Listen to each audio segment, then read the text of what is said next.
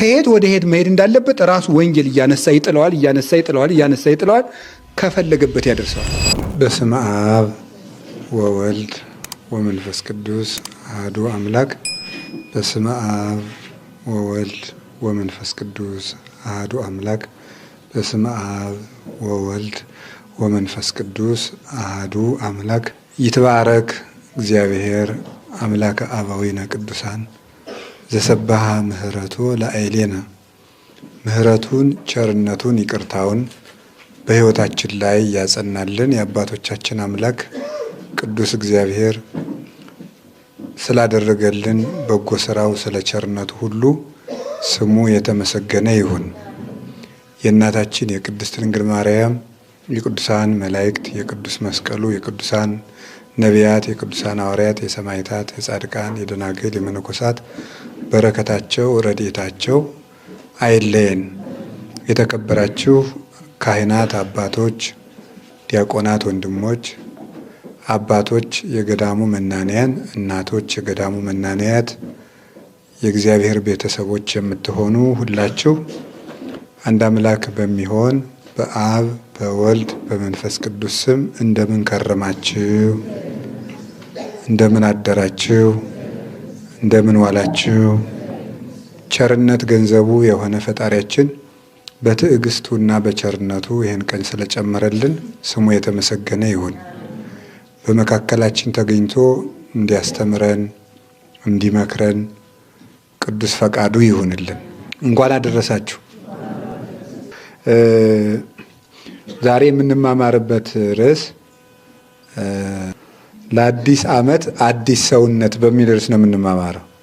እስኪ በሉ ሁላችሁ ድገሙ።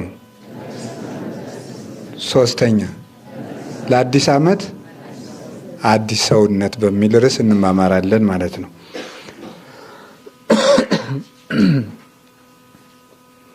እንግዲህ እግዚአብሔር ፈቅዶና ወዶ በዚህ ዘመን አድርሶናል። ዘመንን እግዚአብሔር የዓመታት አካሄዳቸውን አነዋወራቸውን ሁሉ የሰራው እግዚአብሔር ነው። በራሱ የዘመን መለዋወጥ የሚያስተምረን ብዙ ነገር አለ። ራሱ መለዋወጡ ዘመን የሚባል አለ። ዘመን የሚባለው 100 ዓመት ነው። 100 ዓመት ይባላል። አንድ ክፍለ ዘመን ይባላል 100 ዓመት። ዓመት አለ፣ ወር አለ፣ ሳምንት አለ፣ ዕለት አለ። እንግዲህ ክፍለ ዘመን የሚባለው 100 ዓመቱ የሚወለደው ከአንድ ዓመት ነው የሚወለደው። አንድ ዓመት ደግሞ ከወር ነው የሚወለደው። ወር የሚወለደው ደግሞ ከሳምንት ነው። ሳምንት የሚወለደው ደግሞ ከዕለት ነው። ዕለት የሚወለደው ደግሞ ከሰዓት ነው። ሰዓት የሚወለደው ከኬክሮስ ነው። ኬክሮስ የሚወለደው ስለዚህ ከሳድሲት አምሲት ይወለዳል። ከአምሲት ራቢት ይወለዳል። ከራቢት ሳልሲት ትወለዳለች። ከሳልሲት ካሊት፣ ከካሊት ኬክሮስ፣ ከኬክሮስ ሰዓት፣ ከሰዓት ዕለት፣ ከዕለት ሳምንት፣ ከሳምንት ወር፣ ከወር ዓመት ይወለዳል። ወበከመ ይትወለዳ አውራህ እምሳምንታት ወሳምንታት እምዕለታት ከማሁ ይትወለዳ ጥበባት አእምሮ መንፈሳዊያት እመከራ ይላል አረጋዊ መንፈሳዊ። ወር ከሳምንት እንደሚወለደው ሳምንት ከዕለት እንደሚወለደው ሁሉ ጥበብ እና አእምሮ መንፈሳዊ ከመከራ ይወለዳል ይላል። ትልቁ ከትንሹ ነው የሚወለደው። እንግዲህ ዓመት ከወር ወር ከሳምንት ነው። ከማነስ ትልቅነት ይወለዳል። ይሄ ራሱ ዘመን የሚያስተምረን ይሄ ነው። እንደውም ሊቁ ቅዱስ ዮሐንስ አፈወርቅ ሲናገር ውሃ ወደ ላይ የሚወጣ ስትገፋው ነው ይላል። አይታችሁታል? ለምሳሌ በድንጋይ ብንመታው ባህሩ ምንድን ነው የሚያደርገው? ወደ ታች ነው የሚሄድ፣ ወደ ላይ በጣም ይዘላል ውሃው። ለምሳሌ በገበታ ያለውን ውሃ በእጃችሁ ብትመቱት እስከ ጭንቅላት ተወስዶ አይረጭም? ይረጫል። ስለዚህ ውሃ ስትገፋው ከፍ ይላል ይላል ቅዱስ ዮሐንስ አፈወርቅ። ስታንስ ከፍ ትላለህ፣ እንደዚያ ነው ይላል። ውሃ እንኳን ወደ ታች ስትገፋው ነው ወደ ላይ የሚወጣ። በገፋው መጠን ወደ ላይ ይወጣል። ስለዚህ በተናቅ መጠን ከፍ ትላለህ። ትህትና የማደግ መነሻው ነው እና ሰከንድ ራሷ የምታስተምረን እድገት ከትንሽ እንደሚጀመር ነው። ዘመን ሲለወጥ መማር ያለብን እድገት ከትንሽ ነው የሚጀመረው። ለምሳሌ አሁን ሽምግልና የሚመጣው ከምንድን ነው? ከጉልምስና። ጉልምስና የሚመጣው ከምንድን ነው? ከወጣትነት። ወጣትነት የሚመጣው ከምንድን ነው? ከልጅነት። ልጅነት የሚመጣው ከምንድን ነው? ከሕፃንነት። ሕፃንነት የሚመጣው ከምንድን ነው? ከጽንስ ነው። ጽንስ ከምን ይመጣል? ከአባት ዘር ከእናት ደም ተከፍሎ ኢምንቱ ነው፣ ባዶ ነው ወደ ማንነት የሚመጣው። ምን የነበረው ማን ይሆናል? መጀመሪያ ምን ነው፣ ኋላ ማን ይመጣል። ያው ኦ ዘታወፅኦ ለሕፃን ማቆየ ብእሲ ወተፌንዎ ውስተ ከርሰ ብእሲት እንዘማይ ውእቱ ታረግኦ በጥበብከ ወትጠበልሎ በሰፋድል ረቂቅ ወታጸኖ ባይጽምት ወበአምትንት ወበአርባ ዕለት ተሰይሞ እመኒ ለነዲይ ወመኒ ለብዕል ይላል ቅዱስ አትናቴዎስ በቅዳሴው። ሕፃኑን ከአባቱ ወገብ በዘርነት የምትከፍለው፣ በእናቱ ማህፀን ውሃ የነበረውን በጥበብህ የምታረገው፣ በቸርነትና በኃይልህ በአጥንትና በጅማት በአስራው አጽንተህ ሰው የምታደርገው፣ ለሀብትም ለድህነትም የምትሰይመው አንተ ነህ ይላል። ስለዚህ ከማን ፀሐይ ነው የሚባለው እኮ በአማርኛ ሲተረጎም ስለሚያስደነግጥ ነው እንጂ ጽንስ ራሱ የሚባለው ፀሐይ ነው። ፀሐይ ማለት ጭንጋፍ ነው ማለት ነው። እና ባዶ ነው በቃ። ስለዚህ ምን አይን የሌለን ነበር ነው ይላችሁ። ከምንም ማን እዚያ በኋላ እናደርጋለን? ምንም ነበረ። ከዛ ጽንስ ይባላል። ይወለድና ስም ይወጣለታል። አቶ ገሌ ወይዘሮ ገሌ ይባላል። ይሄ ሁሉ የሚመጣው ከትንሽ ነው። ልነግራችሁ የፈለግኩት ይኸው ለምሳሌ ተመልከቱ። በጣም እንድናስተውል ስለሚያስፈልግ ነው። ሳድሲት እች ነው የምትመስለኝ። እንግዲህ ልትሆን ትችላለች፣ መለካት ያስፈልጋል። እች ትሆናለች። ፍጥነቷን እያችሁት፣ ይሄ ሰከንድ የሚባለው ይሄ ነው። እንግዲህ አሁን እንደዚህ መሰለኝ የሚቆጥረው እንደዚህ። ይቺ ግን እንደዚህ ነው የምትሆነው። ልትሆን ትችላለች። አሁን ይቺ ትሆናለች። ከዛ ደጋግማ 60 ጊዜ ትልና ትላለች። ከዚያ በኋላ ሰኞ የሚል ነገር ታመጣለች። ማክሰኞ የሚባል ነገር ታመጣለች። ሳምንት የሚባል፣ መስከረም የሚባል ነገር ታመጣለች። ጥቅምት የሚባል ነገር ታመጣለች። ይቺ ማለት ነው። ምን ልላችሁ ፈልጌ ነው? ጊዜ አይናቅም። ጊዜ በጣም አይናቅም። አንድ ቀን እንደ ጅል እኔ ይገርማችኋል፣ ሰዓቱን ጠረጴዛ ላይ አይቼ እንደ ጅል አየዋለሁ። እውነቴን ነው ነገራችሁ። ጠረጴዛ ላይ አስቀምጡና ዝም ብሎ ይላል። ዝም ስሬ ብዬ ነው የማየው ማለት ነው። እሱ ዝም ብሎ ይዛል። እኔ የምተኛበት ጊዜ አለኝ። ኧረ ሰውዬ ተኝቷል፣ እስኪ ቆይ እስከሚነቃ ልጠብቀው ምናምን አይልም።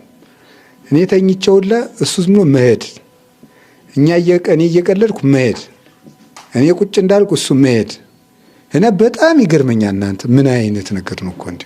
ቆየኝ የማይባል ነገር። በጣም ከዳተኛ ወዳጅ ጊዜ ነው። ዝም ብሎ ጥሎ መሄድ ደክሞታል አይል። አሁን ጓደኛ እኮ መንገድ እየሄድን ከደከሙ ና እንጂ አንተ ብለን ቆም ብለን እንቆየዋል። ጊዜ አይቆይም፣ ጥሎ መሄድ ነው። እና በጊዜ በጣም አንቀልድ። እውነቴን ነው። በጊዜ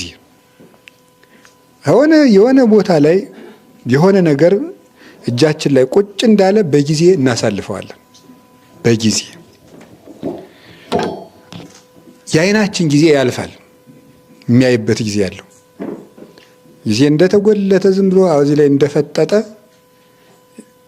ቁልጭ እያለ ያልፍና ሲያረጅ መጽሐፍ መመልከት ትዝ ይለናል። የለም ሄዷል።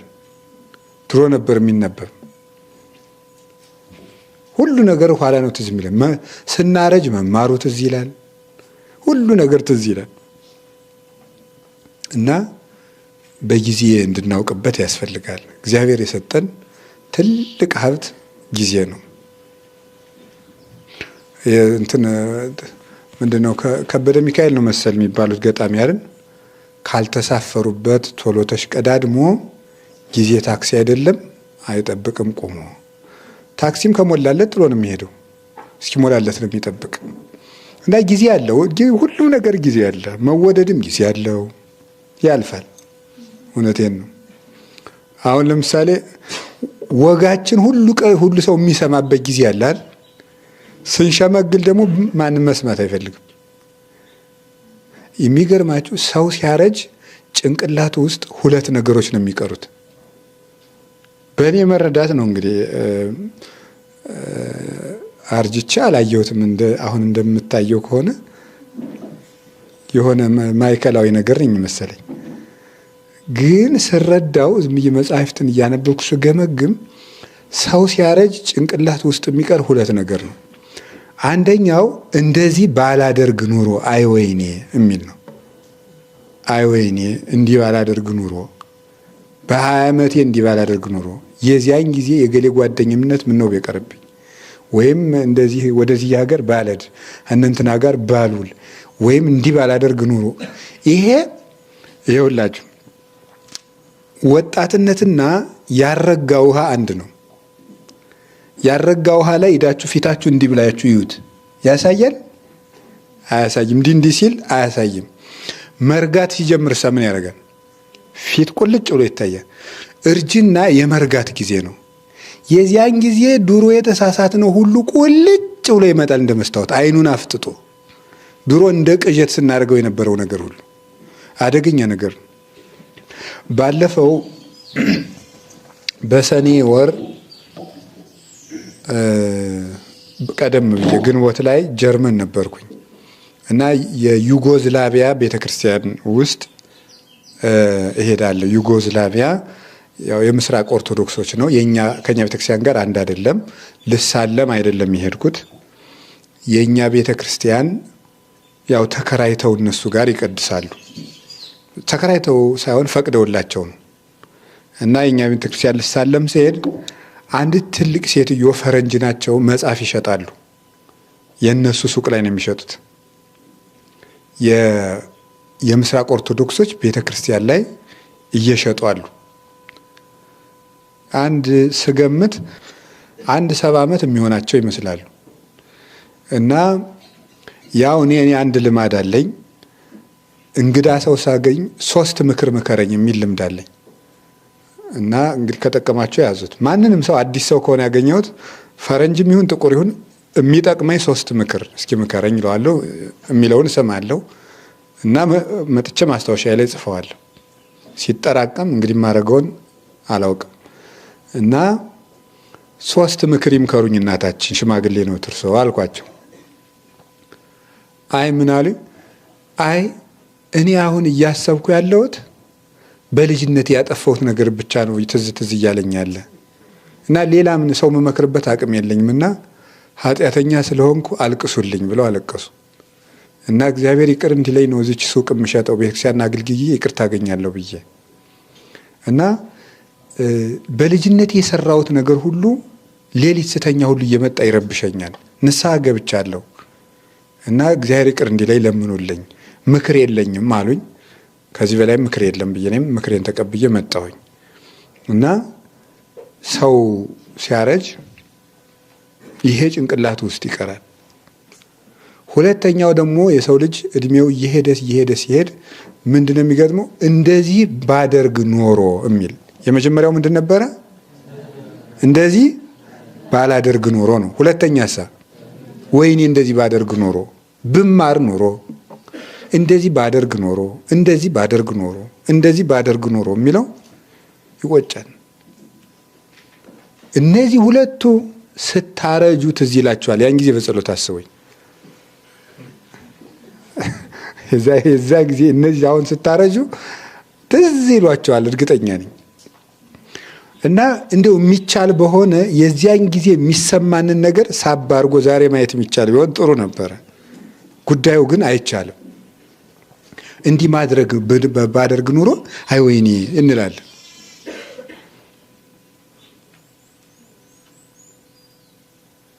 ታዲያ የዚያን ጊዜ መድኃኒቱ ምንድን ነው? የዚያን ጊዜ ሰው ሲያረጅ ደግሞ የሚቀረው 3 መልካም ነገሮች ደግሞ አሉት።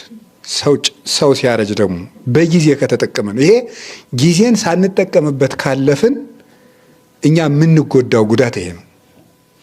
መልካሙን ነገር ተመልሶ የማድረግ እድል እናጣለን ነው አንዱ። ክፉውን ነገር እንደገና ሄደን ማስተካከል አንችልም።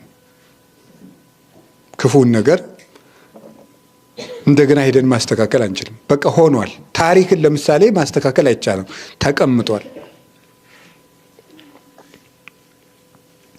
ቅዱስ ጳውሎስ ለምሳሌ አሳዳጅ ነበረ። የአሳዳጅነቱን ታሪክ ማስተካከል አይችልም። በቃ አሳዳጅ ተብሎ ተጽፏል። ኋላ ጥሩ ሰው መሆን ይቻላል። ታሪኩ ግን እንዳለ ነው የሚጻፈው። እና ቅዱስ ጳውሎስ ምን አለ? እኔ ከሐዋርያት ሁሉ የማንስ ነኝ አለ።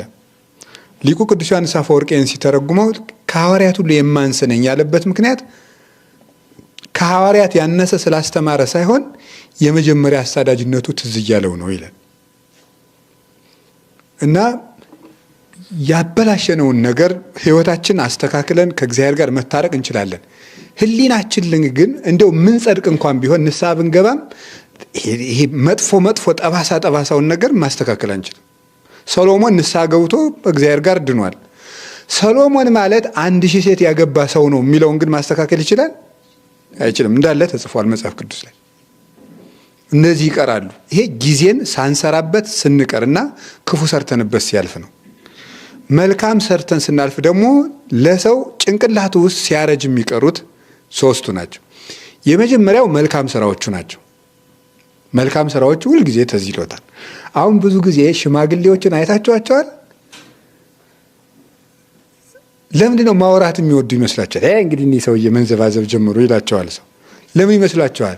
መልካም ነገራቸውን መትረፍ ይፈልጋሉ። ደስ የሚላቸው ያች ስለሆነች ያችን መናገር ስለሚፈልጉ ነው።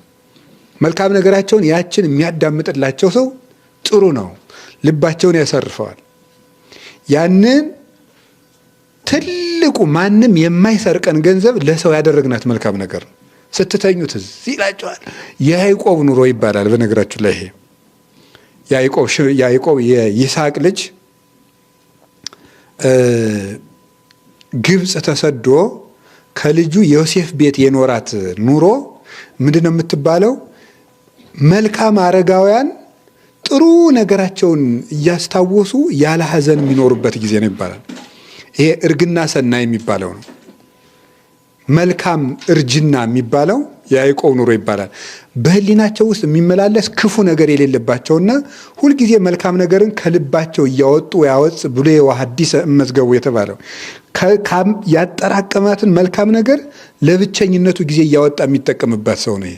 ሁለተኛ ትርጉሙ የያዕቆብ ኑሮ 10ኛው ማዕረግ ላይ የበቁ ዮሴፍ ክርስቶስ ይባልና የበቁ ሰዎች የሚኖሩትና ያዕቆብ ግብፅ ውስጥ የኖራት ጊዜ መጀመሪያ ይሄ በልቅሶ ያለፈ ዘመን ነው ብሎ የተናገረው ዋልቃ በእንባዜ ያለው ያኛው በገድል የሚኖሩት የቅዱሳን እድሜ ነው። ከዮሴፍ ጋር የኖረው ግን ከክርስቶስ ጋር ከተዋሃዱ በኋላ ቅዱሳን በደስታ የሚኖሩት የብቃት ዘመን ነው ይባላል። እና መልካም ነገሮቹ ምክንያቱም ሰው ሲሸመግል ንግግሩን የሚፈልገው የለም። ስለዚህ ብቻውን ነው ቁጭ የሚል። ብቻውን ቁጭ ሲል እነዚያ መልካም ነገሮች ይመጡለታል። አልሰምታችኋቸዋል? አንዳንድ ሽማግሌ ይገርማቸዋል። የአቶ ገሌ ልጅ ሰጥቼ የዳርኩት እኔ ነኝ፣ እንትናን ጎጆ ሲወጣ ይሄን የሰጠሁት እኔ ነኝ፣ እነንትና ይህንን ሲያደርጉ እንዲያስታረቅኳቸው እኔ ነኝ፣ ለእንትና እንዲማር ያደረግኩት እኔ ነኝ እያሉ መዘርዘር የሚፈልጉ ጥሪታቸው የሽማግሌ እሱ ናት። የወጣት ጥሪቱ ምንድን ነው? ወሬ ያለው ሩጫ አለው የፈልገው አለው። የሽማግሌ ጥሪቱ ግን መልካም ታሪኩ ናት። መልካም ታሪክ የሰራ ሰው ህሊናው በደስታ ይኖራል። እርጅናን ማሳመር በጣም ጥሩ ነው። በነገራችሁ ላይ እርጅናን ማሳመር እንዲያው ተወዶ ማታ ከመጠላት ማታ ተጠልቶ ጠዋት ተጠልቶ ማታ መወደድ ይሻላል። የሚሻለው እሱ ነው መጨረሻውና የገጠር ሰው ሲመርቅም የማታ እንጀራ ይስጥህ የሚል ለዚህ ነው። ሁለተኛው ለሽማግሌዎች የሚቀራቸው መልካም ነገር ምን እንደሆነ ታውቃላችሁ? እውቀት ነው። እውቀት በሽምግልና ጊዜ በጣም ጥሩ ምግብ ነው። አይታችሁ ሽማግሌ አይታችሁ አታውቁም? ግን እኔ አውቃለሁ። የጃጁ ሽማግሌዎችን ሁሉ ልጁ ነን በጎረቤት አውቃለሁ። ጃጅተው ምንም መከነን ጀመር አባባ ምናምን እየተባሉ ሰው ሁሉ ማለት ነው። ድሮ እንግዲህ ያን ሰውዬ ለማየት የሚመኝም ይኖራል። እባክህ አግኝቼ ላወያይህ ቀጠሮ ያዝልኝ ያሉትም ይኖራል። ዳኛ ሆኖ ሲፈርድ ሲተች። የዛ ጊዜ ግን የልጅ ልጆቹ አይሰሙት፣ ልጆቹ አይሰሙት ብቻውን። ምን ጨነቀ ታዲያ? ብሉያት አዲሳት ወይም ሌሎቹ ጥሩ ጥሩ መጽሐፎችን በጭንቅላቱ የያዘ ሰው ግን ያንን ይተርካል ማለት ነው። ይላል ይደምባል።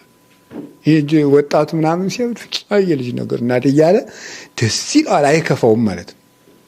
እና ሰው ሲጥለን ጭንቅላታችን ውስጥ ማን ይቀራል? የሸከፍናት ጥሪት እውቀታችን። ያቺ ታሪክ እየተረክን አይጉድ እያል እያጣጣምን እንኖራለን ማለት ነው። ይሄ ጥሩ ነገር ነው። እና ዳዊት ለዚህ ነው አይምሮዬ በተለየኝ ጊዜ አትተወኝ አለ። አይምሮዬ በተለየኝ ጊዜ አትተወኝ አለው። ለዚህ ነው መደመጥ ሲጠፋ ልብ ይናገራል። ልብ ሲናገር ማድመጥ የምንችለው ልብ የሸከፈው ነገር በጊዜ ካለው ብቻ ነው። ሶስተኛ ሰው ሲያረጅ ማን ይቀረዋል? እግዚአብሔር ይቀረዋል። ሰው ሲያረጅ የሚቀረው እግዚአብሔር ነው። ወጣት ከሆንክ ጉልበት አለህ፣ ጤና አለህ፣ ጓደኛ አለህ፣ ዘመድ አለህ፣ ንብረት አለህ፣ ሰርተ ማምጣት ትችላለህ። ሰው ሲሸመግልሳ ማን ይቀረዋል? ምንም። አሁን ህፃን ሳሉ አባቴ ናፈቀኝ፣ ገበያ ሄደሽ አምሽተሽ መጣሽ እናቴ እያሉ ሲናፍቁ የነበረች ሁሉ ሰውየው ወይም እናት አባት ሲያረጁ ግን ያችም የራሷን ባላግብታ ልጆቿ ጋር መንጫጫት፣ ያም እዚያ ጋር ቤተሰብ ብቻው ሰውየው ብቻውን ይቀራል።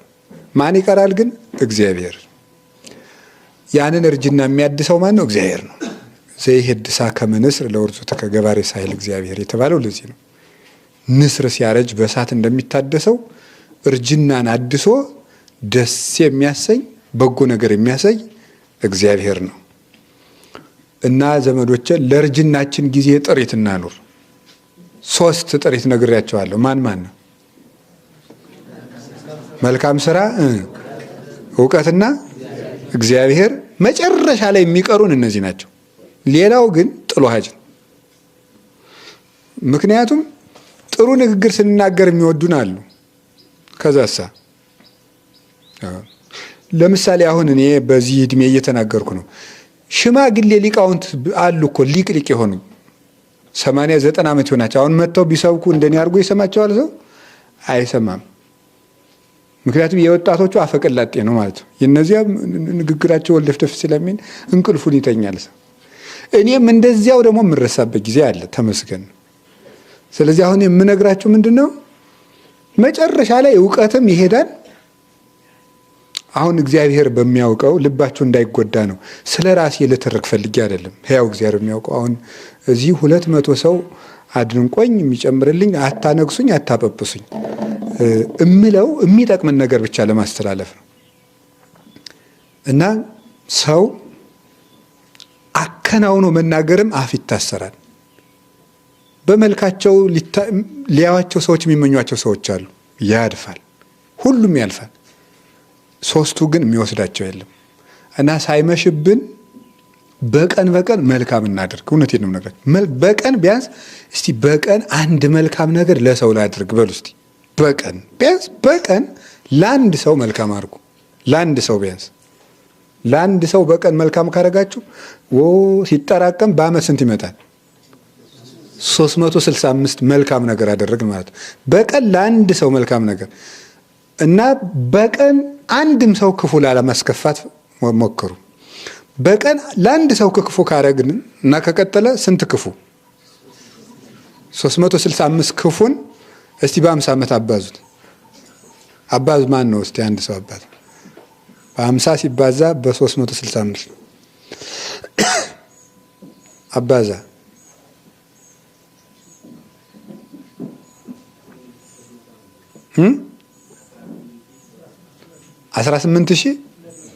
18,000 ክፉ ክፋታውን ስናረጅ እንችለዋለን። ያ ሁሉ ሲራወጥ እዚህ ውስጥ በጣም አስጨናቂ ነገር እውነቴን ነው ማለት ነው። በጣም ስታስቡት እኮ ኃጢአትና ቀለም ሲጠራቀም አይታወቅም ይላሉ ሊቃውንት። አሁን የሆነ እያንዳንዳችን የሆነ ኃጢአት አለን። መቼ ግን እንደዚያ እንደሆናችሁ ታስታውስታላችሁ? ሁነን ነው ዝም ብለን ያገኘ ነው አይደል? የሆነ ነገር ሁነን ተገኘ ነው በቃ። እንዴት እንደሆንኩ አላውቅም በምንለው ሁኔታ። ቀለምም ሲጠራቀም አይታወቅም፣ ኃጢአትም ገንዘብም እንደዛው ነው። ሲጠራቀም አይታወቅም፣ ሲሄድም አይታወቅም። ስለዚህ በቀን ማንንም ሰው ላለመጉዳት አቅዱ። ለአዲስ ዓመት እቅድ ይኸው ነገርኳችሁ። እንግዲህ በቀን ማንንም ሰው ላለመጉዳት ይሄ ትልቅ ነገር ነው። ሁለተኛ ቢያንስ በቀን ለአንድ ሰው መልካም አድርጉ። ሰማችሁ? ምንድን ነው ያልኳችሁ?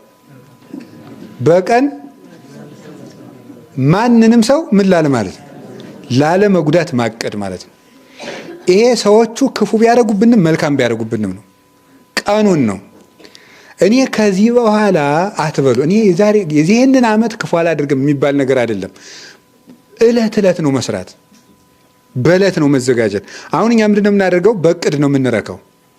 የዛሬ ዓመት ማነው ይሄን ዓመት ጥሩ ነገር ነው ያሰብኩት ይባላል። ከዚህ ዓመት ውስጥ ለምሳሌ 4 ቀኑ አልፏል። ይህ ዓመት እኮ የሚባለው መስከረም 1 ለጳጉሜን መጨረሻ ምሽት 12 ሰዓት ጀምሮ ይህ ዓመት ነው። ይኸው 4 ቀን አልፏል። ይሄንን ዓመት መልካም እሰራለሁ። እንዲህ ይሄን ዓመት አትበሉ። ዛሬ በቃ ነገ እንግዲህ ማታ ይታቀዳል። ዛሬ ምሽት ማታ ይታቀዳል። ምን ተብሎ ነው የሚታቀደው? ነገ ማንንም ሰው አልጎዳም፣ እግዚአብሔር ይርዳኝ። ነገ ቢያንስ ለአንድ ሰው መልካም አድርጋለሁ። ለአንድ ሰው ውሃ ቀርታችሁ ለሆነ ሰው ልትሰጡት ትችላል። ትንሽም ትሁን ግድ የላችሁም። ለአንድ ሰው መልካም ማድረግ የሚል መርህ እስኪያዙ እስኪ በሉ። በስንት? በአንድ ቀን ማለት ነው። ደግሞ በቀን ማንንም ሰው አለመጉዳት። ይችን ከተለማመድ በስመ አብ ወወልድ ወመንፈስ ቅዱስ ጸደቅን በሉ። ስለዚህ አንዱ ይሄ ዘመንን የምንጠቀምበት ነገር ከዚህ ነው። ከትንሽ ነገር መጀመር። አንዱን የምነግራችሁ ይሄ ነው። አንድ ዘመን ሳያልፈን ስራ እንስራ። ካለፈ በኋላ እነዚህን ማግኘት አንችልም ነው ማስተላለፍ ፈለግኩት። ዘመን መለወጫ የሚያስተምረን ይሄ ነው። ሁለተኛ ደግሞ ይሄ 1 ዓመት የሚባለው ነገር የዛሬ ዓመት ጳጉሜን ላይ ከሰከንድ ያነሰ ቅጽበት ነበረ። ተጠራቅሞ ምን ሆነ? ዓመት ሆነ። ከትንሽ ነገር እንጀምር ልላችሁ ፈልጌ ነው። ልክ እንደዚህ ዓመት ተጠራቅሞ 1 ዓመት የሚል ስም ይዞ መጣ። 12 ወር የሚል ሰም ጎርነን ያለ 1 ዓመት። መጀመሪያ ግን ሰከንድ ነው የነበረችው። አሁን ትንሽ ነገር ጀምሩ። ትልቅ ነገር አትጀምሩ። ትንሽ ነገር ጀምሩ። ለምሳሌ በዚህ ዓመት ማንበብ አለብኝ አል ብላችሁ አቀዳችሁ አይደል? በዚህ ዓመት ማንበብ አለብኝ ካላችሁ አንደኛው እያቀድን አንክረም ነው። አሁን ምን ይደረገው? ምንድነው? ይሄን ዓመት ተው በቃ አስቤበታለሁ ይላል። እሺ ጥሩ ነው አስበሽ መቼ ነው የምትለው ሲባል አይ በቃ መስከረምን ዘግጀት ብዬ ምንም ሳይዘጋጅ ነው ተጎልቶ እንደሚለው መጀመር ነው። እንደገና ሁለተኛ ትንሽ ነገር ነው የሚጀመረው። ለምሳሌ አንባቢ ሆናለሁ ብላችሁ እስኪያቅዱ አንባቢ ሆናለሁ ብላችሁ ካቀዳችሁ ምንድነው የሚደረገው? በቀን 5 መስመርን መልመድ። በቃ ዝም ብሎ አለማብዛት ነው። አሁን የኛ ነገር ስንጀምረው አሁን ለምሳሌ በቀን መስገድ አለብኝና አንዳንድ ሰው 150 ይሰርጉደዋል። የመጀመሪያው ቀን ቀልጦ ለመቅረት ማለት ነው። መጀመሪያ 41ቷን መጀመር ዝም ብሎ መጀመር ነው። መጀመሪያ ትንሿን ነው መጀመር። እሷን 7 ቀን መድገም። አሁን ምሰግድ መስላለሁ እንደዚህ ያሰል እኔ ከትንሽ ጀምሩ ለማለት ነው። በቃ ስግደቱን እንተው እንግዲህ ይፈልጋችሁ ብቻ ግን 7 ቀን ያችን ማድረግ። ቀጥሎ ደግሞ 14 ትሙላ 20 40 ቀን ትደረግ 64 ትደረጋለች። በቃ እሷ 6 ወር ትዝለቅ ግድ የለም። እንዲህ እየተደረገ ነው። አንድ ጊዜ ስንለው ወዴትና ወዴት። ከዚያ በኋላ ጸሎት። አሁን ዘንድሮ ጸሎተኛ ሆናለሁ ይባላል እንላለን። ዘንድሮ ጸሎተኛ ሆናለሁ እንልና ምን አለ አርጋኖን፣ ሰኔ ጎልጎታ፣ እንትን ዳዊትም፣ ገርል፣ ስንክሳር፣ ጎርፍ እንጂ ቀስ ተብሎ እኮ ነው። ራብ የሰነበተ ሰው እኔ የሞተ ሰው እያውቃለሁ። ርቦት ከርሞ እመቤቴን አውቃለሁ። ትንሽ ልጅ ሁኜ ትልቅ ርቦት ከርሞ ነው አሉና በቆሎ እሸት ደርሶ ነበር። በቆሎውን ብሎት ድንች ብሎት እርጎ ሰው ቤት ዶ ነው። ደሃ ነው የኔ ጌታ፣ እውነቴን ነው። በጣም ያሳዝናል። ብሎት ደግሞ አዲስ ብጥብጥ ጠላ ቢባል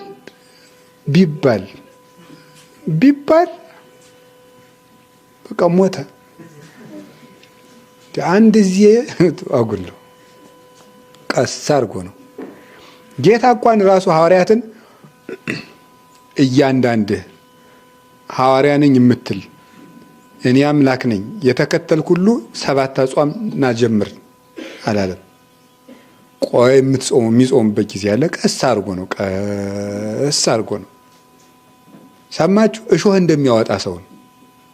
እሾሁ ለምሳሌ አሁን እዚህ ጣቴ ላይ ቢል አንድ ሰው እሾሁ ሊያወጣ እሾሁ ላይ ዝም ብሎ ቀስ ተብሎ ዳሩ ተወዚያ ቀስ ተብሎ ነው የሚወጣ።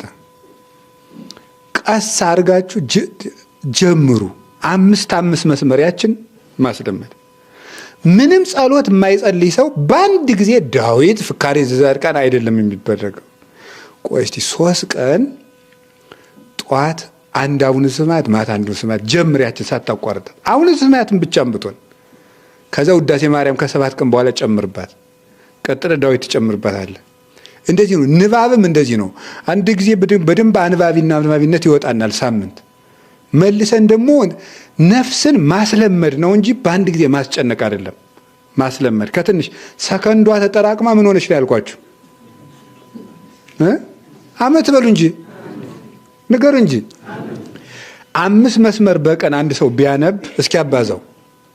በቀን 5 መስመር መጽሐፍ ቅዱስ ቢያነብ አንድ ሰው አባዙት እስኪ አባዛ በአመት 365 በአመት ማለት ነው። 1800 መስመር ያነባል ማለት ነው።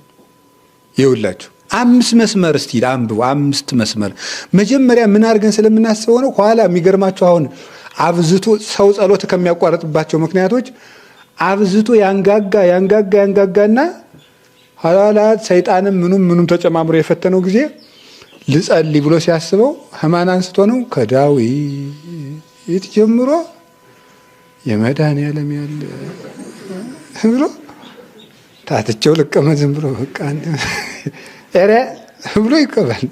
ቢያንስ አንዱንስ ቢያደርገው እስቲ ኧረ እንደው አልነካካም ብሎ ቁጭ ይላል ማለት ነው። ያ ሁሉ ችግር እንዳይመጣ ምን ማድረግ ነው? ትንሿን ይዝኖ ምን ማለት ነው? ማጽናት ነው። ክርስትና ማጽናት ነው እንጂ ማግበስበስ አይደለም። መጀመሪያ አንዷን ማጽናት፣ ያችን ላለማቋረጥ ቃል መግባት። ስለዚህ አሁን ከትንሽ እንጀምር ነው። እስኪ በሉ ከምን ንገሩ እንጂ። አዎ ከትንሿ ጀምሩና እሷን እንደጋግማት። ከትንሹ ጀምሩ ነው። ሌሊት መንቃት አለብኝ ብለህ ካሰባችሁ ለምሳሌ ከትንሽ መጀመር ነው። አሁን ለምሳሌ ምንም ሌሊት የመነሳት ልምድ የሌለው ሰው የዛሬው መቼም ምክር ነው፣ ስብከት አልሆነም መሰል። ስብከትና ምክር ልዩነቱ ምንድነው? ራሱን የቻለ ጥናት ያስፈልገዋል። እና ሌሊት የመነሳት ልምድ የሌለው ሰው የመጀመሪያው ቀን ለ4 ሰዓት ያህል ሌሊት መቆየት የለበትም። በበነገው ግልድው ብሎ መዋሉ ስራ ይባረራል፣ ይባስ ያስተኛዋል ቀን ማለት ነው። እንዴ የሚደረገው ምንድነው? በመጠን ነው። መጀመሪያቱ ትንሽ መነሳት ያችን፣ ከዛ ያችን ሰዓት ማስደገም፣ ያችን ሰዓት መድገም፣ ያችን ሰዓት መድገም። እኔ መጀመሪያ በአላርም ማርጉት። እኔ ለራሴ አላርም አልጠቀምም። ይሄም ጽድቅም አይደለም ምንም አይደለም። በቃ አልጠቀምም ከሆነ አልጠቀምም። ምንም ቀለል ያለ ነገር ነው። አላርም መጠቀም ጅል ነው የሚያደርገው የእውነት ማለት ነው። እንግዲህ ሰው እንደ ልምዱ ነው። እሺ መጠቀም ትችላላችሁ። ብቻ አላርም መጠቀማችሁ ምንም አላችሁ፣ ያችን ሰዓት አንዳንድ ሰዓትም ቢሆን ድገሟት ያችን። ከዚያ በኋላ ትንሽ ይጨመርባታል። አነቃቅ ራሱን የቻለ አለው። መጀመሪያውን ለምሳሌ እንደተኛ ትነሳለህ። ከተነሳ በኋላ እንቅልፍ ይልሃል። ታገል እስከ 20 ደቂቃ ድረስ እንቅልፉ ካለቀቀ የድካም ነው፣ መልሰህ አርፈህ ተነስ ይላል። 20 ደቂቃ ድረስ እንቅልፉ አሁንም እየደፋም ቢያለ ጥቂት አርፈህ ተነስ። በ20 ደቂቃ ውስጥ እንቅልፉ ለቆህ ጥቂት ከተጋ በኋላ ከመጣ የሰይጣን ነው፣ እንዳተኛ ቀጥል፣ ዝም ብለህ ነው። 20 ደቂቃ ውስጥ እንቅልፉ ለቆህ ደና እየተጋ እያለ መሃል ላይ እንቅልፍ የሚያመጣበት ሰይጣን የሆነ ሸጋ ብላት አለው። ከብላቶቹ አንዱ ምንድን ነው? ጽድቅ ያሳስባል፣ ቀጥሎ ኃጢአት ያሳስባል፣ ቀጥሎ እንቅልፍ ያመጣል። ጽድቅ ሲያሳስብ ምን ይላል? ንስሐ የገባ ሰውዬ ከሆነ እንዲህ ያስባል፣ ተመስገን አሁን ያ ሁሉ ነገር ትቼ ለቆኝ ያን ሁሉ ሲል ያ ትዝ ይለዋል። ያ የተወው ነገር አውቆ እኮ ነው እንደዚያ የሚያስብለው። ሲጀመር አሁን እኛ ይሄን ትቼ ይኸውላችሁ፣ ጸሎት ላይም ቢሆን የኛን መልካም ነገር ካሳሰበን ሰይጣን ወይ ወደ ኃጢአቱ ሊመልሰን ወይ እንቅልፍ ሊያመጣብን አስቧል። ያን ያመጣና ኃጢአቱ ደግሞ ምን ያደርገና ምን ያስብላል? አይ እግዚአብሔር ቸርነት እንዲሁ ያን ሁሉ እያረኩ ችሎኝ ነው። አውቆ እኮ ነው እንደዚያ እያደረገ ከጸሎቱ ያፋታዋል። የእግዚአብሔርን ቸርነት እያሳሰበ ያስመስልና የንባቡን ትኩረት ወደ ግል ሐሳቡ ይወስደዋል። ከዚህ በኋላ እንቅልፍ ያመጣል። አነብላችሁ ነበርኩ። ይሄ እኮ መጽሐፍ አርጋኖን ነው የሚለው አባ ጊዮርጊስ እኔ አይደለሁ። መጀመሪያ ቅንድብን አክብዶ እንቅልፍ ያበዛል አለ። ከዚያ በኋላ ከተነሱ በኋላ በሐሌወ ከንቱ ይትመነገን፣ ከንቱ ነገር እያስመሰለ ይሸነግለዋል፣ ይታገለዋል። ከዚያ በኋላ ያሳስበዋል፣ ህሊናውን ይሰርቀዋል። ከዛ መልሶ በእንቅልፍ ይጥለዋል። እና መድኃኒቱ ምንድን ነው? ትንሿን ምን ማድረግ ነው? በሉ አይዟችሁ፣ አቤት ማስለመድ ማለት። አሁን ለምሳሌ በአንድ ጊዜ ሐሜት እተዋለሁ ብትሉ አይሆንማ። ምክንያቱም አብራችኋቸው ስታሙ ሰው የነበሩ ሰዎች ይቀየማሉ፣ ይቆጣሉ። እንዲህ ከባድ እኮ ነው፣ ሊቆጡ ነው። ምንድነው ታዲያ ማድረግ ያለብን? አሁን ለምሳሌ ደርሰን ማለት ነው። ዛሬ እሑድ ነው አይደል? እስከ ትናንትና ማታ ስናማ የነበርን ሰዎች ማታ ሰኞ እገሊት ይገርምሻል፣ ነገሊት እንዲህ ብለው፣ ገሌ ይገርማል፣ ነገሊት እንዲህ ብለው ስነ ስርዓት። እኔ ከዛሬ ጀምሮ ቄስ ደግሞ መቼ የጀመርከው ጽድቅ ነው ደግሞ ብሎ እንትን ይላሉ ማለት ነው። እንደዚያ ከማድረግ መጀመሪያ ምንድነው የሚደረገው? ርቀት ማበጀት ወይም ቁም ነገር ማውራት ወይም ወግ ማስለወጥ። ወግ ማስለመጥ አንድ ብልሃት ነው። እነገሌ እንዲህ ብለው ሲል ሰውየው ወይም እነገሌ እኮ እንዲህ አረጋ ፈሪ ብላና ሲል አንተዬ እንደው ትናንት ራሴን አሞኝ ምንም አለቀቀኝ ብሎ ወጉን መለወጥ ማለት ነው።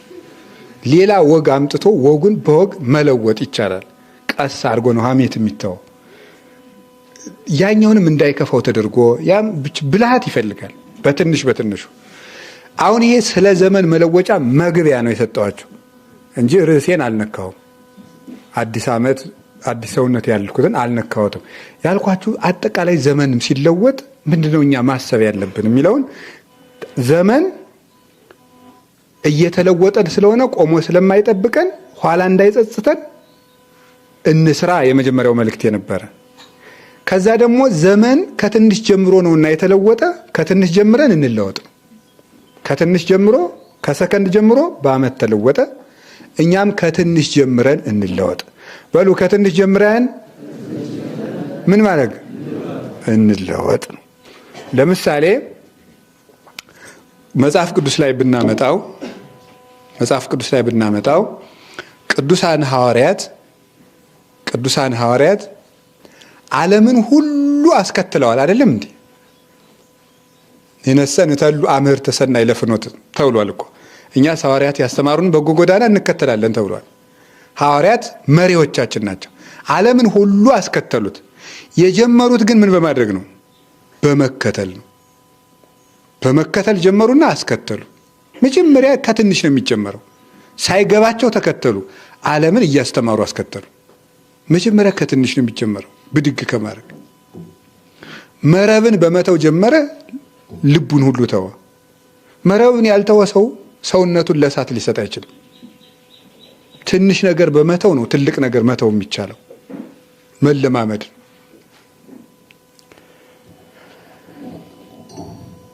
አዎ እግዚአብሔር ይለውጠን እስቲ። አዎ አሁን አዲስ ዓመት መጥቷል። ለአዲስ ዓመት አዲስ ሰውነት ነው እያወራ ነው። ለዚህ አዲስ ሰውነት አዲስ ዓመት መጣ። አሁን ሰብህው ለእግዚአብሔር ስብሐተ ሐዲሰ የሚለውን ቅዱስ ባስልዮስ ዘቂሳርያ ሲተረጉም መዝሙር 32 ቁጥር 3 ላይ ያለውን ሲተረጉም እግዚአብሔርን በአዲስ ምስጋና አመስግኑት ይላል። ምንድነው አዲስ? ይሄንን ከአዲስ ዓመት ጋር አገናኝቶ ይተረጉመዋል። አዲስ ዓመት መጣ አልመጣ ለአሮጌ ሰውነት ምን ይጠቅመዋል ይላል። አሮጌ ሰውነት ማለት ሽምግልና እንዳይመስላችሁ፣ ሌላ እርጅና ነው። አሮጌ ልብ ላለው ሰው አዲስ ዓመት አይጠቅመውም። ስለዚህ እግዚአብሔር በዳዊት አድሮ እግዚአብሔርን አዲስ ምስጋና አመስግኑት ማለት የፈለገው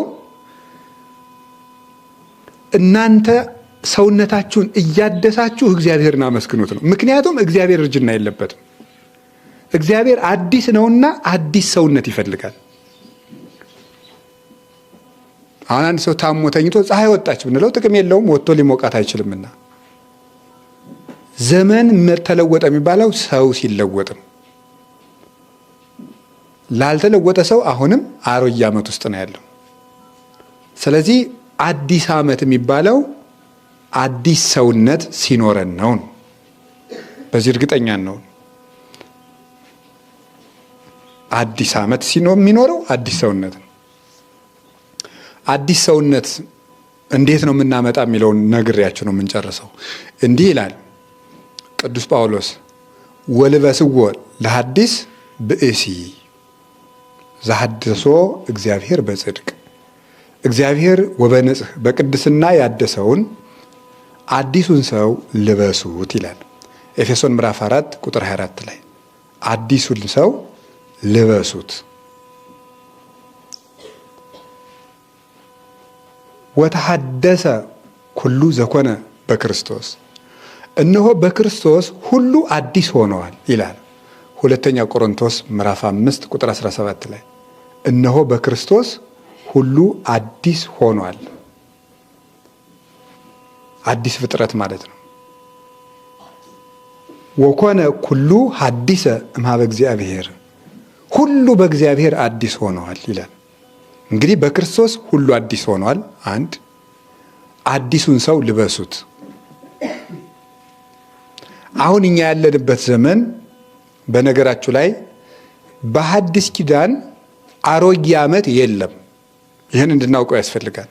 እንደ ሐዲስ ኪዳን ክርስቲያንነታችን እንደ ኦርቶዶክስነታችን የክርስቶስ ተከታዮች እንደመሆናችን ማወቅ ያለብን በሐዲስ ኪዳን ውስጥ አሮጌ ዓመት የለም። 2017 አዲስ ዓመት ነው። 2018 አዲስ ዓመት ነው።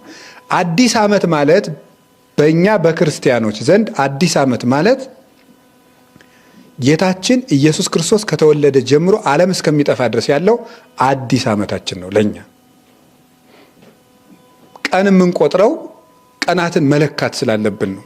እንደ ፍጡርነታችን በዘመን የምንለካ በቀን የምንሰፈር ስለሆን በዕለታት ሰፍረን መኖር ስላለብን ነው ዘመን የምናሸጋግር እንጂ እኛ ዘመናችን የተሸጋገረው በጌታችን በኢየሱስ ክርስቶስ ጽንሰት ነው።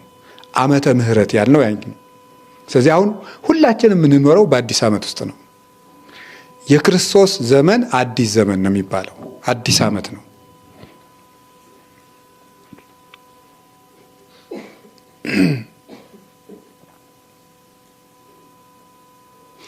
በጌታችን በኢየሱስ ክርስቶስ ዘመን ያለን ሁላችን አዲስ ዓመት ነው። ስለዚህ አሁን እንግዲህ እዚህ በኋላ ስናወራ አዲስ ዓመት የምንለው እኛ ምንድን እያወራ ነው? ዘመነ ስጋዌ ነው። ከዚህ በኋላ ቋንቋችን ማለት ነው እንድንግባባ። አሁን ከዚህ በኋላ አዲስ ዓመት እያልኩ ሳወራ 2018ን ጥቅምትን፣ ዳርን፣ ታኅሳስን አይደለም እያወራሁት በዘመነ ክርስቶስ እያልኩ ነው ማወራ ማለት። ተግባባን፣ ጨረስን። አዲስ ዓመት ከዚህ በኋላ ቋንቋችን ይሄ በጌታችን በኢየሱስ ክርስቶስ የምህረት ዘመን መኖር በአዲስ ዓመት መኖር ነው። ወሩ ተገባደደም አልተገባደደም አሮጌ ዓመት ውስጥ ያለው አሁንም ክርስቶስ እንዳልተወለደ ያሰበ ሰው ለሱ አሮጌ ዓመቱ ነው። አሮጌ ዓመት ውስጥ ያለ ሰው የሚባለው መስከረም ገባም አልገባም፣ በፈረንጆቹ ጃንዋሪ ገባም አልገባም፣ ዘመን ተለወጠም አልተለወጠም፣ አዲስ ዓመት ገባም አልገባም፣ በጌታችን በኢየሱስ ክርስቶስ ልደት የማያምን ሰው ሁሉ በአሮጌ ዓመት ውስጥ ያለ ነው። አዲስ ዓመት ግን በክርስቶስ ያሉት ሁሉ አዲስ ዓመት ውስጥ ነው ያሉት። ለምንድን ነው ሲባል ጌታችን ኢየሱስ ክርስቶስ የሰጠን አዲስ ነገሮች አሉ። እነሱን ነው የምነግራቸው። እሱ መጥቶ የሰጠን አዲስ ነገሮች ስላሉ ከዚያ የተነሳ አዲስ ዓመት ውስጥ ነው ያለ ነው እንላለን። አሁን ለእኔና ለእናንተ እግዚአብሔር ፈቅዶ ጥቅምት አዲስ ዓመታችን ነው፣ ህዳር አዲስ ዓመታችን ነው፣ ነሐሴ አዲስ ዓመታችን ነው፣ ጳጉሜን አዲስ ዓመታችን ናት ለእኛ መቼም ቢሆን። ለምን? እማያረጁ ክርስቶስ የሰጠን አዲስ ነገሮች አሉ። እማያረጁ እማያልፉ አላችሁ። እግዚአብሔር የተመሰገነ ይሁን። የመጀመሪያው ምን ይመስላችኋል? አዲስ ልደት ሰጥቶናል። በጣም ትልቁ ነው ይሄ አዲስ ልደት። አዲስ ልደት ሰጥቶናል።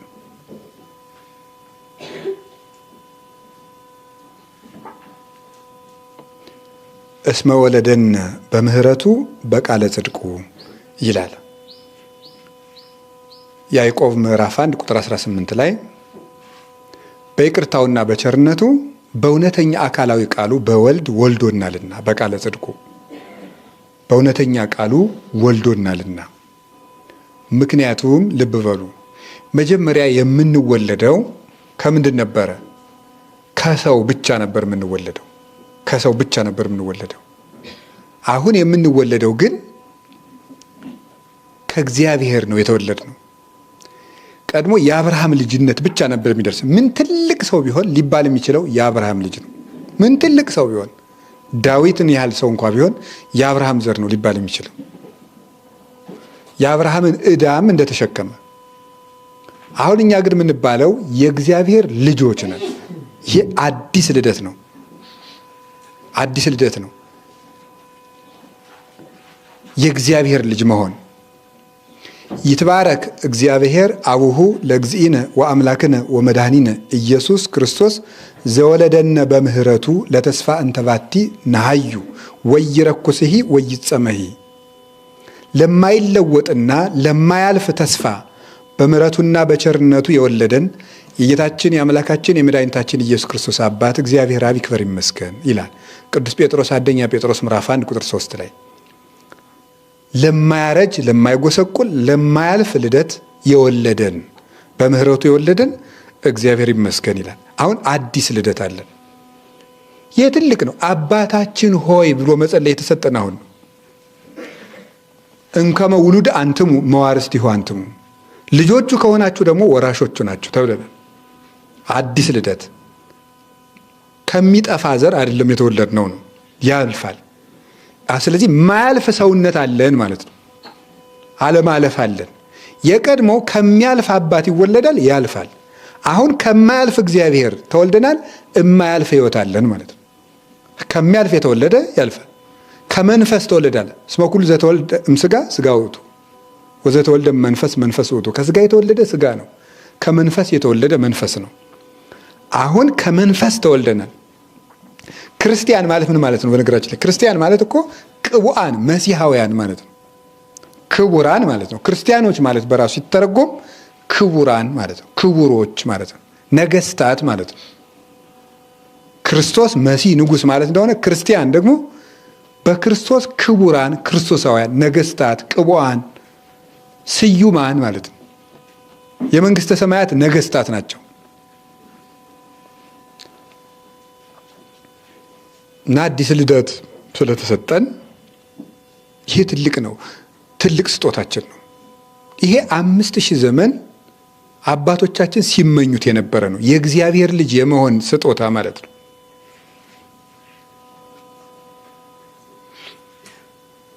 በዚህ ምክንያት አዲስ ዓመት ውስጥ ነው ያለነው። አዲስ ልደት ስለሰጠን መንፈሳዊ ልደት ሰጥቶናል። እግዚአብሔርን ለብሰን ነው የምንወለደው። እግዚአብሔርን ለብሰን ሁለተኛው ጌታችን መድኃኒታችን ኢየሱስ ክርስቶስ የሰጠን በሐዲስ ኪዳን የሰጠን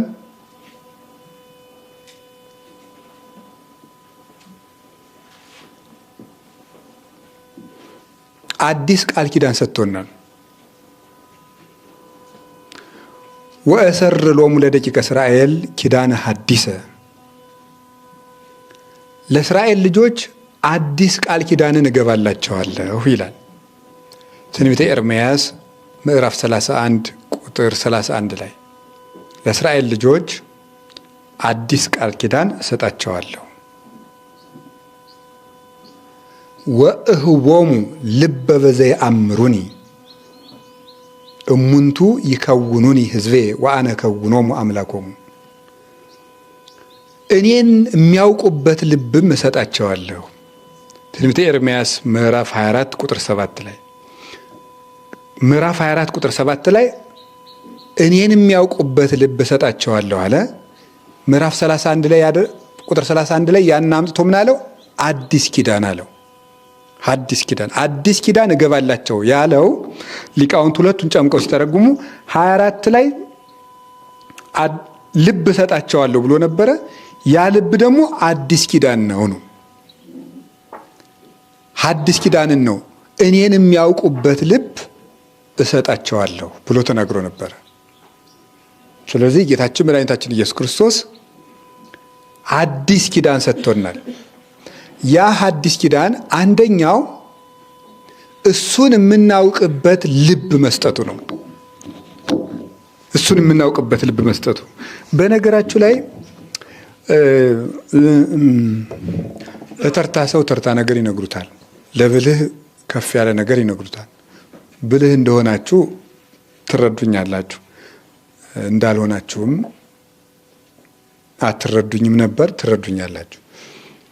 ስለዚህ ጌታችን ኢየሱስ ክርስቶስ ወደ ምድር ከመጣባቸው ዓላማዎች ከዋነኛ ዓላማዎች አንዱ እግዚአብሔር ሰው የሆነው የሃይማኖት እውቀት ለመስጠት እንደሆነ ታውቃላችሁ። ይሄን ታውቃላችሁ ያልኩበት ምክንያት ምንድነው? አትረዱኝም ማለት ስለማይመስጣችሁ ነው። እግዚአብሔር የመጣው እውቀት ለመስጠት ነው። ምን ነው እውቀት? እግዚአብሔርን የማወቅ እውቀት ሊሰጥ ነው የመጣ እግዚአብሔርን የሚያውቅ። ቆይ እስኪ አንድ ነገር እንገራችሁ።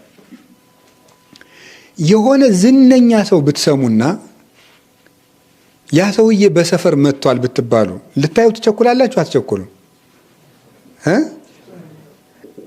ተውት እሱንና የሚያውቀው ሰው ራሱ እኮ የሚገርም እገሌ የሚባል በጣም ዝነኛ ሰው ብንሰማና የሚገርም እንጀራ ሲበላ እንደዚህ እያደረገ እውነት ይበላል ብለን ስለሱ መስማት ራሱ ይነፍቀን ነው። ይኸው እግዚአብሔር ሊታወቅ መጣ ነው የምላችሁ። ይሄ ነው ይሄን ሊያደርግልን የመጣ ነው የሚለው ቅዱስ አትናቴዎስ በእንተ ቀዳማዊ ቃል የሚለውን ሲተረጉም መጽሐፉ ላይ 11ኛው አንቀጽ ላይ ሲናገር እግዚአብሔር ሰው የሆነው ስለ ራሱ ሊያሳውቀን ነው ይላል። አልቦ ዘአእመሮሙ ለስሉስ ቅዱስ ዘእንበለ ምድረ ተሰገወ ወልድ ዋሕድ እምቅድስትሙ ክርስቶስ ከቅድስት ድንግል ማርያም ተቀዳሚ ተከታይ የሌለው ወልድ ሰው ከመሆኑ አስቀድሞ ስሉስ ቅዱስን ያወቃቸው አልነበረም ነው። አሁንሳ ምን ሆነ? ኢኮነ ስውረ ዘይታመር ዳይሙ ጥዩቀ አይምርናሁ በኦሪቶ በነቢያት። የማይታወቅ የተሰውር አይደለም። አናሳ በነቢያትና በሐዋርያት ታወቅ ነው። ነቢያት ዘምትካት ወአኮነ ይዜሰክሱተ ምስጢር ኮነ ለምእመናን። አሁን ቀድሞ አይታወቅም ነበረ፣ በጥላ ነበር የሚሰበከው። አሁን እግዚአብሔር ታወቀ፣ ተረዳ። ይገርማችኋል እኮ ያን ልብ ሰጠን። እንዴት ነው አንድ ሰው አንድ ንጉሥ እንኳን ጓዳውን እንዳውቅ ሲፈቅድልኝ ምን ያህል ነው ደስ የሚለኝ። አሁን እንዳውቀው የተፈቀደልኝ ንጉሠ ነገሥት እግዚአብሔር ነው። ስለሱ እንድናገር ተፈቅዶልኛል። እኔ አሁን ብድግ ብዬ ስለ አንድ የወረዳ ባለስልጣን ይሄ እንዲህ ነው በኝታ ቤታቸው እንደዚህ ያለ ነው ምናምን ብያልኩ ባወራስ በፖሊስ አያሳስሩኝም? ብድግ ብዬ ባወራ ስለ እግዚአብሔር እንድንናገር፣ ስለ አነዋወሩ፣ ስለ ባህሪው እንድንናገር ተፈቅዶልናል። ይሄ እኮ ነው ሕዝብ ዘይነብር ውስተ ጽልመት ወጽላሎተ ሞት ብርሃን አብይ ሰረቀ ላዕሌሆሙ የተባለ ይሄ ነው። በጨለማ የሚኖር ሕዝብ ደገኛ ብርሃን አየ። ያ ደገኛ ብርሃን እግዚአብሔርን ማወቅ ነው። ይገርማቸዋል። የነፍስ የረፍቷ መጨረሻ እግዚአብሔርን ማወቅ ነው። እግዚአብሔርን ያወቀች ነፍስ አብርሆት የሚባለው ይሄ ነው። አንዲት ነፍስ አረፈች የሚባለው ምን ደረጃ ስትደርስ እንደው ታውቃላችሁ? አብርሆት የሚባለው እግዚአብሔርን ስታውቅ የዚያን ጊዜ በቃ አሁን ምን እያደረግን ነው? እያወቀች ነው ገና። እኔም እናንተም ገና እየተማርን ነው። እግዚአብሔርን ስታውቅ ማለት ይሄ አንድም ሶስት መሸምደድ አይደለም፣ በቅቶ እግዚአብሔርን ማወቅ ነው። አርእስተ አእምሮ የተባለ አረጋዊ መንፈሳዊ ላይ አርእስተ አእምሮ የሚባል መጽሐፍ አንብቡት። እዚያ አርእስተ አእምሮ ምንድን ነው? የእውቀት መጨረሻው ሥላሴን ማወቅ ነው። ስለዚህ ምን አለው አንቀጹን? አርእስተ አእምሮ አለው። ምስጢረ ሥላሴ የሚያወሩ አንቀጾች ናቸው አረጋዊ መንፈሳዊ ውስጥ አርእስተ አእምሮ የሚባሉት። አርእስተ አእምሮ የእውቀት የበላይ ሥላሴን ነው። ሥላሴን ያየ ሰው ምንም ብታወራው አይደንቀውም። ምንም እኔ ከዋክብትን አውቃቸዋለሁ ተው እንጂ ከዋክብት አሁን ከፈለጋችሁ ከዋክብት የሚወጡት በዚህ ነው ቁጥራቸው እንደዚህ ብታውቃኝ እኔ ምን አገባኝ። እንጦንስን ፈላስፎች ተሰብስበው ሊፈትኑት መጡ። አባ እንጦንስን የግሪክ ፈላስፎች እኮ ነው ስራዬ ብለው ካለበት ባት አባ እንጦንስ ፍልስፍና አያውቅም፣ ምንም አያውቅም፣ ጥበብ አያውቅም፣ ምንም ዘመናዊ ትምህርት አያውቅም። አንድ ነገር ግን ያውቃል። ማን እንደሆነ ታውቃላችሁ? እግዚአብሔርን ግን ያውቃል። የሚያውቀው በምንድን ነው? በቅቶ ነው። እና ፈላስፎች መጡና ሊፈትኑት በተንኮል እንደመጡ እሱ በብቃት ደግሞ አውቋታል። እዛም እንዳለ ተወከል ልብ ካለውና እውቀት ካለው ማን ይበልጣል አላቸው። እንግዲህ ለምን ልፈትኑ የመጣችሁ ምናምን አላላቸው። ልብ ካለውና እውቀት ካለው ማን ይበልጣል አላቸው። ልብ ያለው አሉት። ስለዚህ እኔ ልብ ስላለኝ ይበልጣችኋለሁ፣ እኔ ነኝ ፈላስፋ አላቸው። ገድሉ ላይ ያለ ነገር እኮ ነው የምነግራቸው። ቅዱስ እንጦንስ ገድል ላይ ማለት ነው። ፈላስፋ እሱ ነው በለጣቸው ማለት። ልብ ያለው ይበልጣል እውቀት ካለ። የልብ መጨረሻዋ ማረፊያ ወደቧ ማንን ማየት ነው? እግዚአብሔርን ማየት ነው።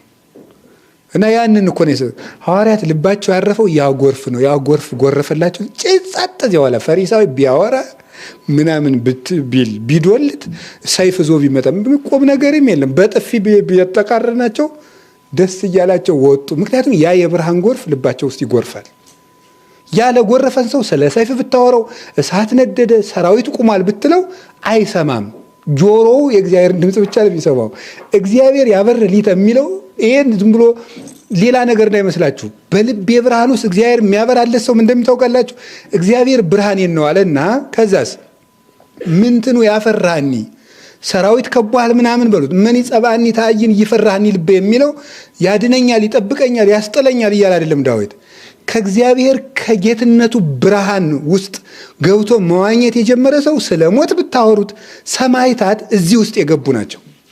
እዚሁ ስለገባ ሰው ምንም የሚያስፈራም የሚያስደንቅም ነገሩት ቀልድ ነው። ለእኛ ደግሞ ትንንሽ ነገሮች ይደንቁና ገና ከዚያ ብርሃን በአፋንና ግን አይዟችሁ በልጅነት ውስጥ ነን። አይዟችሁ በቸርነቱ ማለት ነው።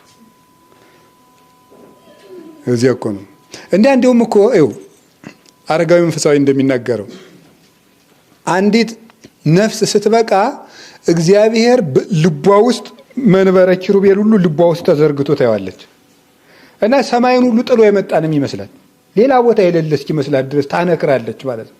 ነፍሷ አለይ ክርስቶስ ሰምራውን አንድ ቀን በዚህ አንክሮ ሳለች ነፍሷ ምንጥቅ ብላ ወጣ ነበር። ነፍሳቸው ከስጋቸው እስኪለይ ድረስ አንክሮ ውስጥ ይገባሉ። ይሄንን ሰጥቶናል ክርስቶስ። እንድንደርስበት ደግሞ ተፈቅዶልናል። አዲስ ልብ ሰጥቶናል ክርስቶስ። አዲስ ልብ ማንን የሚያውቅ ነገር እንጂ እግዚአብሔርን የሚያውቅ ልብ ሰጥቶን ነው የተመኙትን ማለት ነው።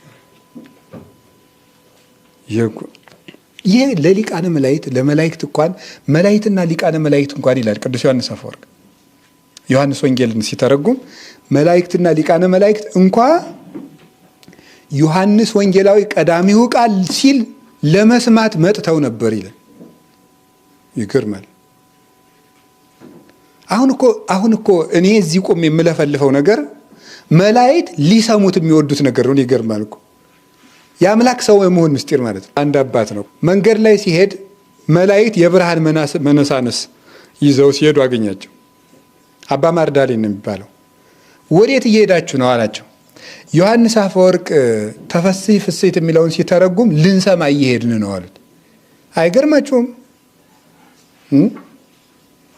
ተፈሥሒ ፍሥሕት ለኛ ቀላሉን አለች። አሁን ለእናንተ ሁሉን ማውራት ግን ጥሩ አይደለም እንጂ ተፈሥሒ ማርያም ትባላለች። ሰዓታት ውስጥ ታውቋታላችሁ? ምን እኮ ሰዓት እንኳን ባይማሩም ያውቋታል። ሰዓታት ቋሚ ናቸው እዚህ አባቶችም እናቶችም። ተፈሥሒ ማርያም ያው ይባላልና ደግሞ ለተፈሥሒ ማርያም ነው የሚባለው ይናቃል። ያው ያችንም ያውቅ ይሄ ቅኔ ካላወቀ ምናምን እቺ ተፈሥሒ ማርያም ደግሞ ብሏት ነው የሚባለው። ሰው ነገረኛ ነው እኮ እንደ በጣም ማለት ነው። ሰይጣን ሁሉ አንድ ቀን አንዱን ቄስ አግኝቶን ማናውቅሽ ተፈሥሒ ማርያም አለው። ሰይጣን መንገድ ቢያገኘው ሌላ ጸሎት የማያውቁ ነው ጸሎት ልጀምር ብሎ በስማም ሲል ሌላ ለማናውቃት ተፈሥሒ ማርያም አለው ሁሉ የተባለ ይተረታል። ወገኖች ተፈሥሒ ማርያም እኮ ነው እግዚአብሔር። ተፈሥሒ ማርያም እኮ ንጉሠ ነገሥት እግዚአብሔር ወርዶ በድንግል ማርያም ማኅፀን ሲያድር የተሰማ ድምፅ ነው። ዓለም ለመጀመሪያ ከፈጣሪው ጋር የታረቀበት እግዚአብሔርን ጌታን ባሪያ መልክ እንዲለብስ ያደረገው ቃል ይሄ ቃል ነው። የመጀመሪያ የዓለምን አዘን የነቀለው ቃል ተፈሥሒ ነው እና የእግዚአብሔር ቤተሰቦች አሁን እኛ የምንነጋገረው ቃል እግዚአብሔር አዲስ ልብ ሰጥቶናል። ይሄ በ40 ቀን በ80 ቀን ስንጠመቅ የተሰጠን ልብ ነው። ከግላ ኦሪት አላቆናል። የተዘጋጀ የተሰናዳ እንደ ሰብል ያለ ልብ ሰጥቶናል። እንደ ብራና ቅድም እዛ ስጠቅሰው ነበር። ይህን ጥቅስ ልጥቀስላችሁ መልሼው። አንደኛ ዮሐንስ ምዕራፍ 5 ቁጥር 20 ላይ ያለው ነአምር ከመ መጽአ ወልደ እግዚአብሔር ወወሀበነ ልበ ከመ ናእምሮ ለእግዚአብሔር በጽድቅ። የእግዚአብሔር ልጅ እንደመጣ እግዚአብሔርን የምናውቅ ዘንድ ልብ እንደሰጠን እናውቃለን።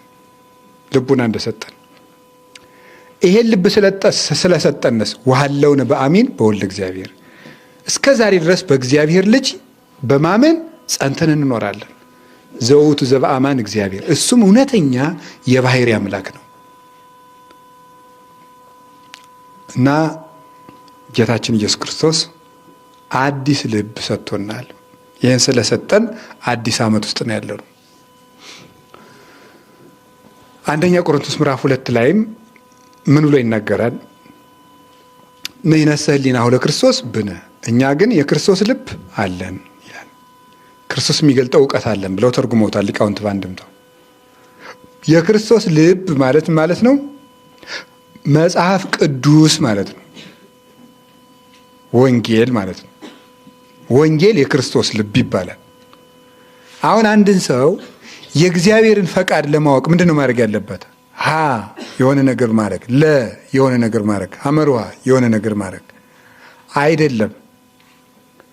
አንድ ሰው እኔ የልቤን ልንገርህ እንደዚህ ያለ ነገር ነው የምወደው ብሎ ከተናገረ ከሰውየው ጋር ለመስማማት መድኃኒቱ ምንድን ነው? ያንን የነገረንን ነገር ምን ማድረግ ነው? ማድረግ ነው።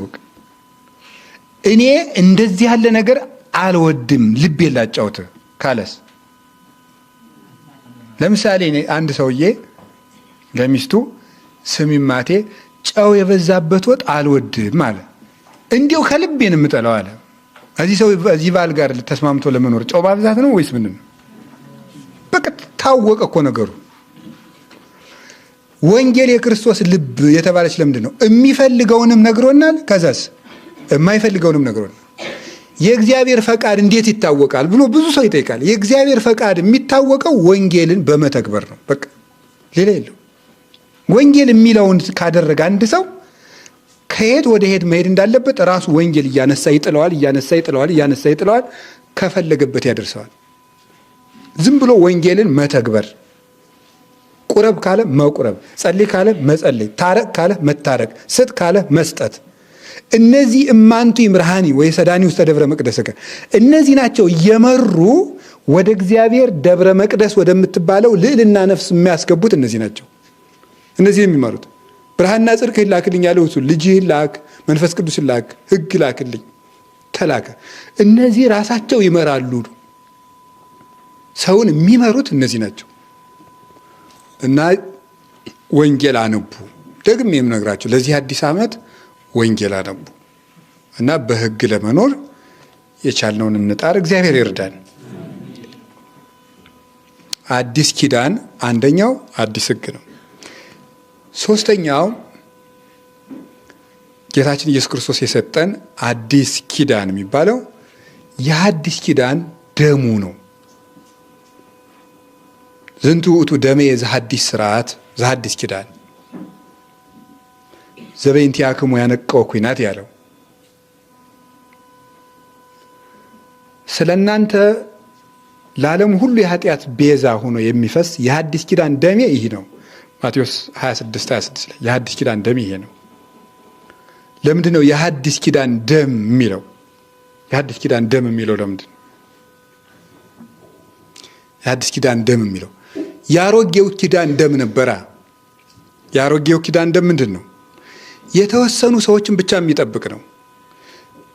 የክርስቶስ ደም ሳይው እዚሁ ላይ ለውጡን ሲነግረን ለቤዛ ብዙኃን ለዓለሙ ሁሉ ስርየት ነው የሚፈሰው። የአዲስ ኪዳኑ ይሄ ነው። ሁሉን የሚሰበስብና ማንጻት የሚችል ደም ነው። ለሁሉ የሚሆን ለተወሰኑ ሰዎች ብቻ አይደለም። በጉን ነድቶ ላመጣው ብቻ ነበር ያ በግ ስርየት የሚሰጠው፣ ለሌላው አይሆንም። ወይም ደግሞ ለአብርሃም ልጆች ብቻ ነው፣ ወይም በዛች ድንኳን ላሉት ነው። አሁን ግን እስመ አቡክሙ ሰማያዊ ያሰርቅ ፀሐይ ለጻድቃን ውኃጣ እንደተባለ ያዘንም ዝናብ በእንቢተኝነት ካልቀረበት የክርስቶስ ሥጋና ደም ለዓለም ተሰጥቷል። ለሁሉ ነው። ሌላስ ይሄ ደም የጌታችን የመድኃኒታችን የኢየሱስ ክርስቶስ ደም ምን የሚያደርግ ደም ነው? ውስጥን የሚያነጻ ደም ነው። የቀድሞው የኪዳን ደም አፋዊ እድፍን ነው የሚያነጻው። የጌታችን ኢየሱስ ክርስቶስ ደም ግን ውስጥን የሚያነጻ ነው። የድንጋይ ልብ አውጥቼ አዲስ ልብ እሰጣችኋለሁ ያለው ይሄን ልብ የሚያነጻው በራሱ ደም ነው።